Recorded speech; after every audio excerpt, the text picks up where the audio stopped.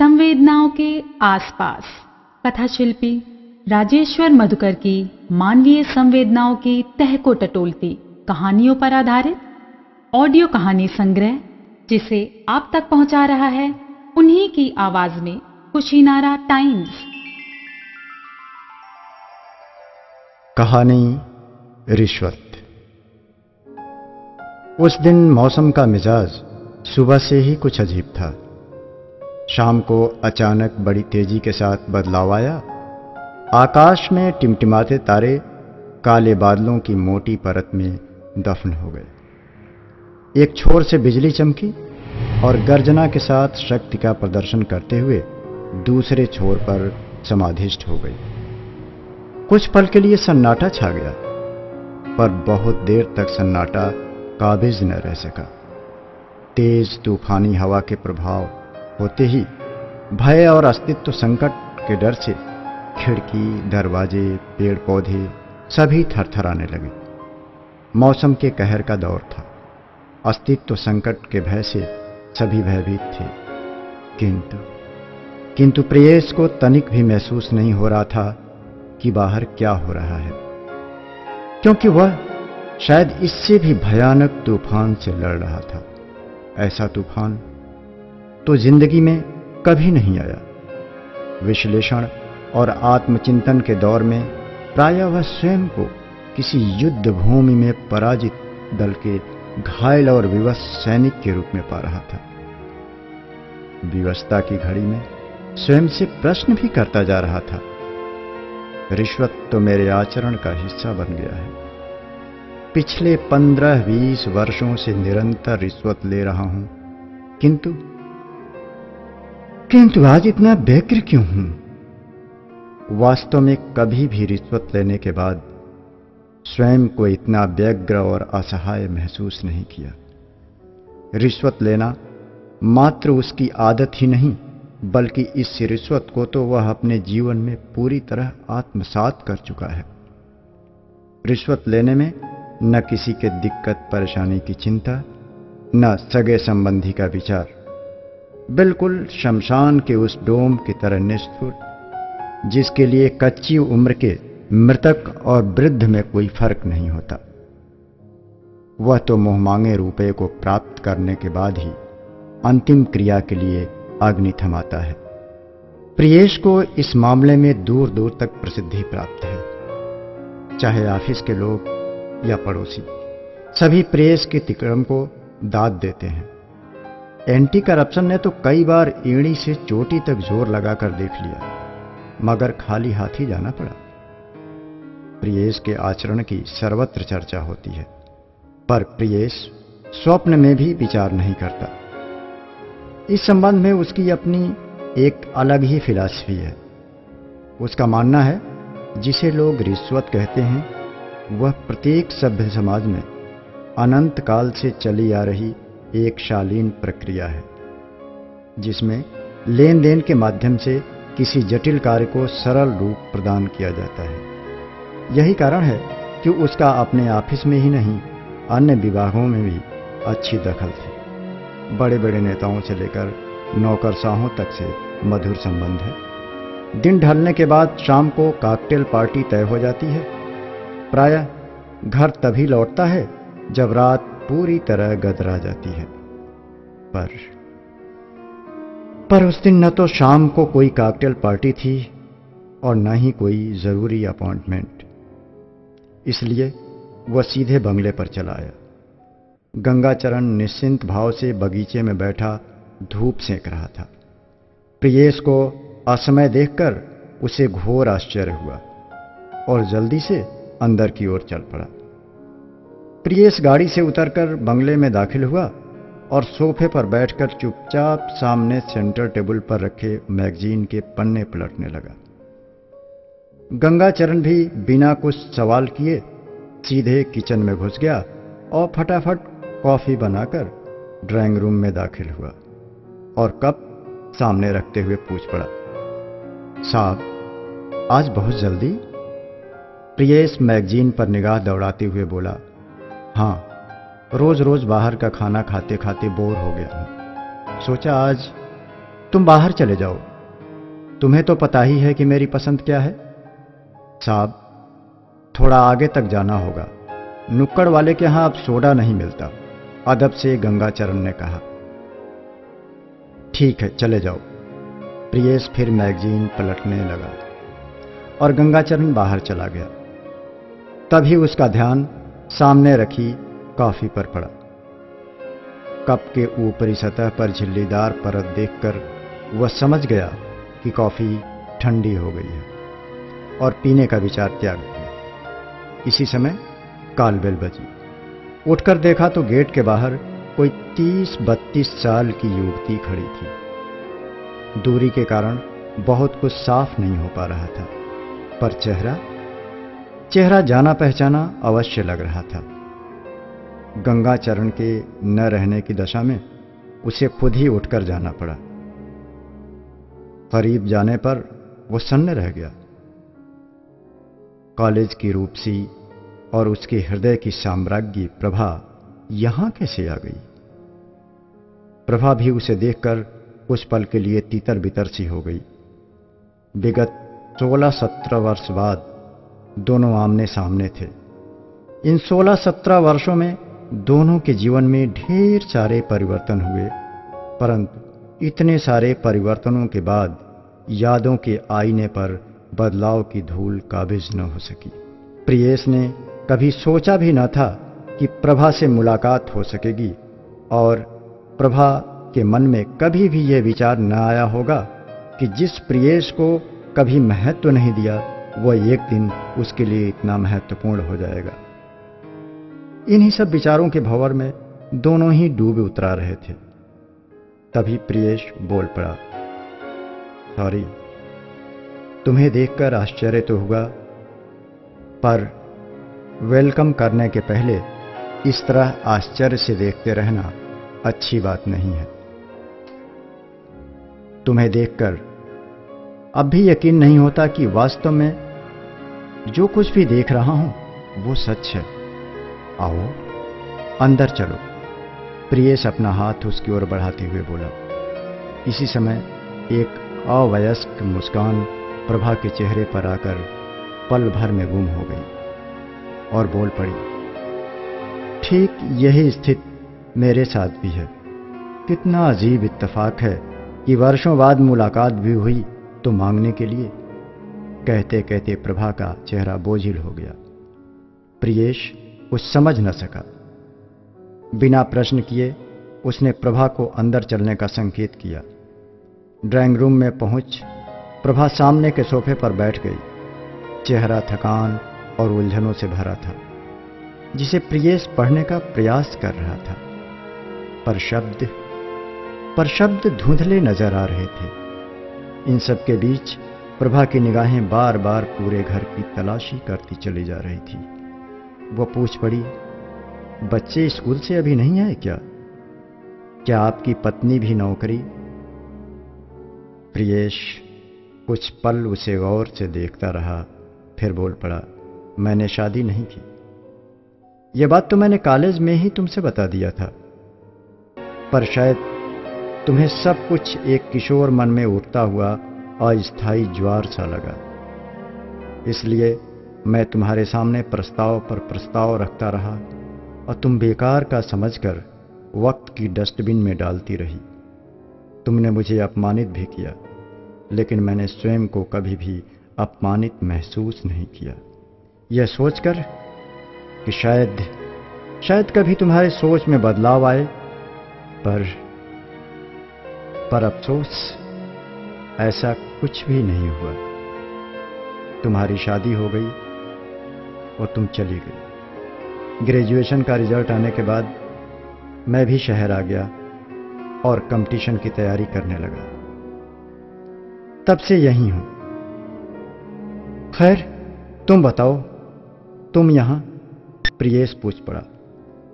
प्रभा कुछ देर चुपचाप शून्य में झांकती रही, फिर बोल पड़ी, यकीन करो, नाम और पते से मुझे तनिक भी नहीं लगा कि शायद मैं तुमसे मिलने जा रही हूं। मुझे यहां देखकर तुम्हें जितना आश्चर्य हो रहा है, कहीं उससे भी अधिक मुझे भी हो रहा है।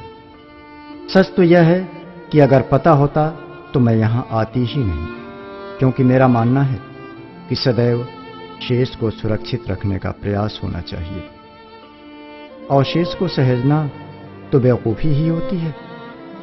मैं पिछले 6 महीने से यहां लखनऊ आ जा रही हूं। सारे अधिकारियों और नेताओं से संपर्क करने के बाद भी कुछ हासिल नहीं हुआ। कहीं किसी ने तुम्हारा पता दिया सो चली आई। अब यहां के बाद कहीं नहीं जाऊंगी। दरअसल बात यह है कि मेरे पतिदेव 10 वर्ष से जेल में हत्या के आरोप में उम्र कैद की सजा काट रहे हैं। उन्हें पैरोल पर छुड़ाने के लिए खाक छान रही हूं।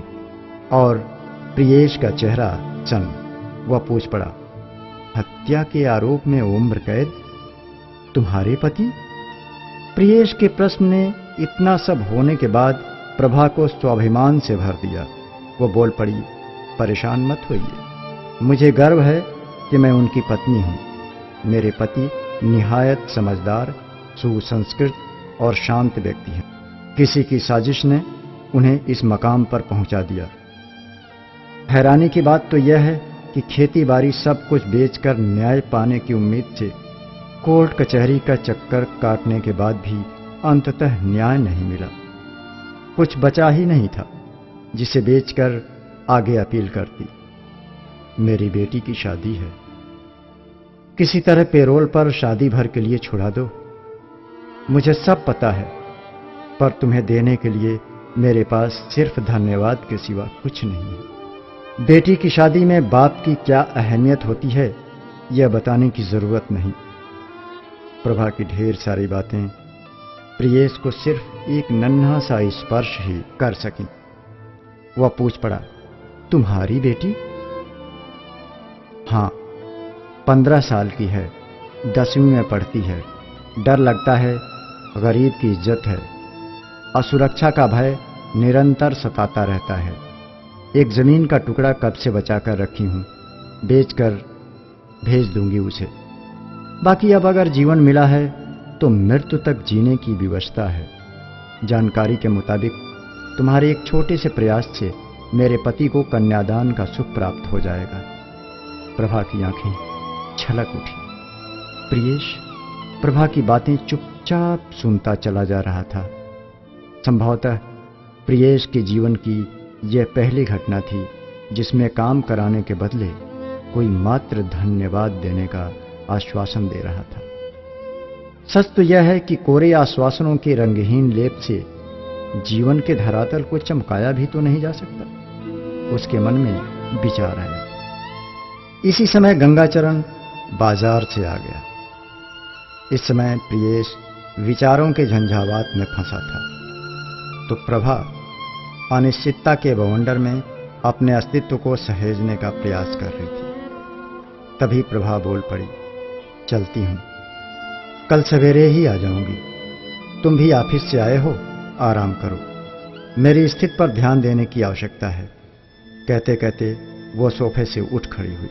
तभी प्रियेश बोल पड़ा, मुझे पता है इस शहर में तुम्हारा कोई अन्य ऐसा परिचित नहीं है जिसके पास रात में रह सको। मैं चाहता हूं कि आज तुम यहीं रुक जाओ, हमें अच्छा लगेगा। प्रियेश का वाक्य आग्रह युक्त था, जिसे स्वयं प्रभा ने भी महसूस किया और पुनः सोफे पर बैठ गई। रात का भोजन दोनों ने एक साथ ही किया।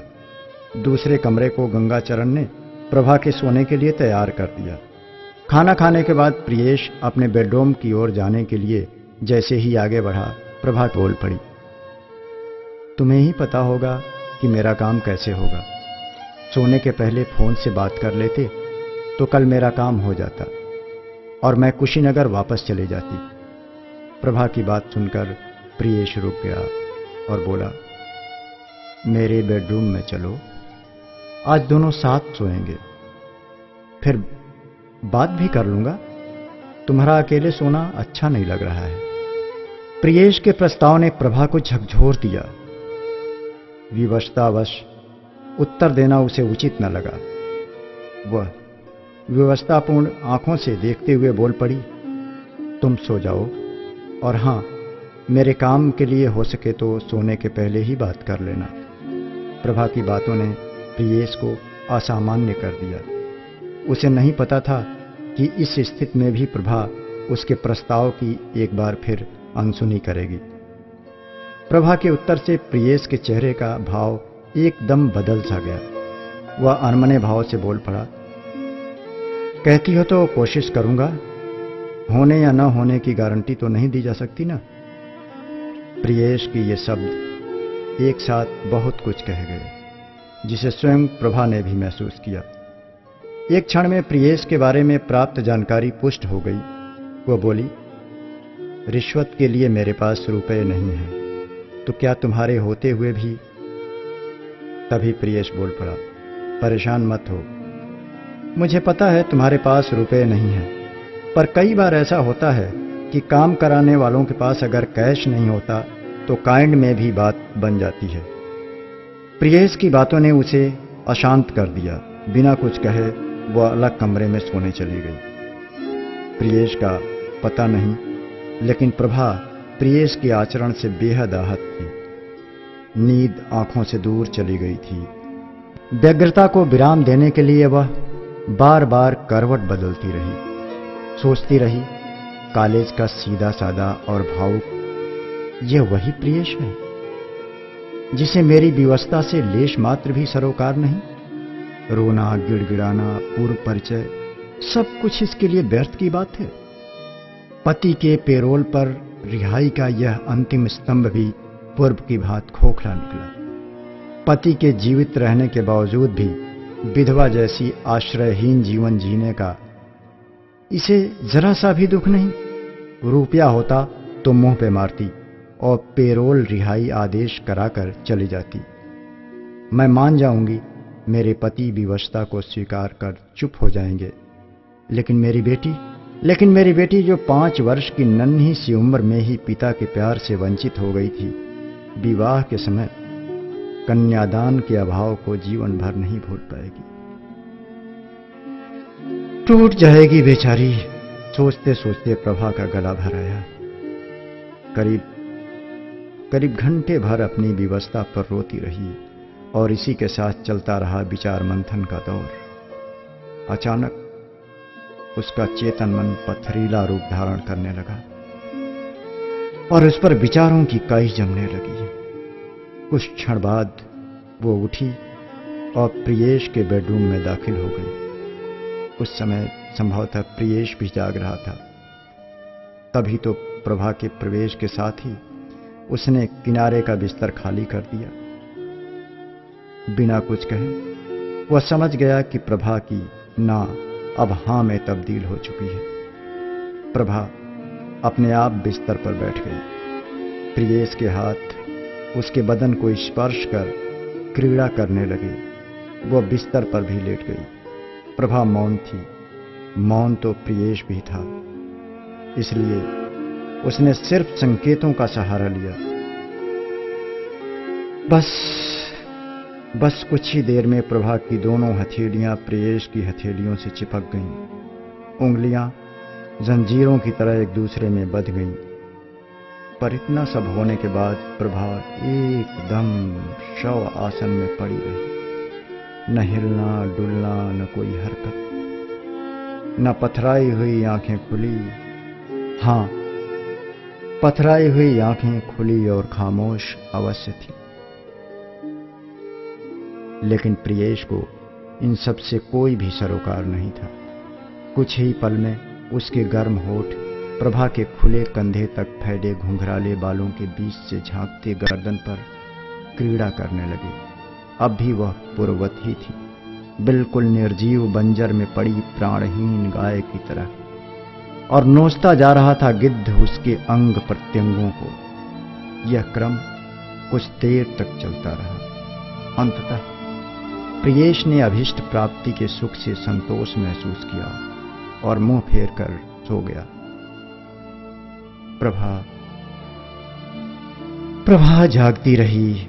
अस्त व्यस्त स्थित बेचैनी, व्यग्रता और विवशता के ज्वार निरंतर उठते गिरते रहे और वह देखती रही अपने बिखरे अस्तित्व को। सुबह होते ही वह बगल के कमरे में चली गई और अपना सामान सहेजने लगी। प्रियेश भी अब जाग चुका था। जैसे ही वह बेडरूम में दाखिल हुई, उसे देखते ही प्रियेश बोल पड़ा, तैयार हो गई? मैं भी तैयार होने जा रहा हूं। शाम को पेरोल रिहाई आदेश मिल जाएगा। शाम की ट्रेन का टिकट भी लेते आऊंगा। प्रभा को प्रियेश की बातें व्यर्थ सी लगी। प्रभा उसे पथराई आंखों से देखती चली जा रही थी। लगातार कोशिश के बाद पपड़ी पड़े होठ हरकत में आए और वो बोल पड़ी, मेरी रिश्वत मुझे लौटा दो। प्रियेश, मेरी रिश्वत मुझे लौटा दो। मुझे पति की रिहाई नहीं चाहिए। पति के 15 दिन के रिहाई के बदले मैं स्वयं को उम्र कैद नहीं देना चाहती प्रियेश। शायद अपने पति के बेगुनाही का सबूत न देने की वजह से अदालत ने उन्हें उम्र कैद की सजा दी, लेकिन तुमने तो मेरी बेगुनाही और बेचारगी जानने के बाद उम्र कैद दिया है। प्रभा की बातों ने प्रियेश को झकझोर दिया। वो सन्न रह गया। कुछ बोले इसके पहले ही वो रोते हुए बाहर निकल गई। प्रियेश उसके जाने के बाद कुछ दिन दफ्तर भी नहीं गया। न किसी को फोन किया, न ही किसी का फोन सुना। कब दिन बीता और कब रात आई पता ही नहीं चला। यहां तक कि रात का तूफान भी उसके ऊपर अपना प्रभाव न डाल सका। शायद उसके अंदर का तूफान ज्यादा शक्तिशाली था। आपको कहानी कैसी लगी, ये हमें जरूर बताएं।